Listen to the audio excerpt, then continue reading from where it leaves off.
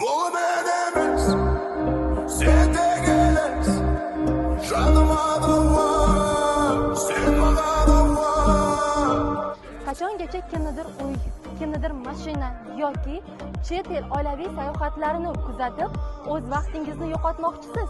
Faqat telefon orqali uyda o'tirgan holatda daromad qilib, o'z hayotingizni o'zgartirishni istaysizmi? Sizni o'z biznesimga taklif qilaman. 2000 ga yaqin ayol qizlarga o'z biznesini o'rgatib, hayotlarini o'zgartirishga sababchi bo'la oldim.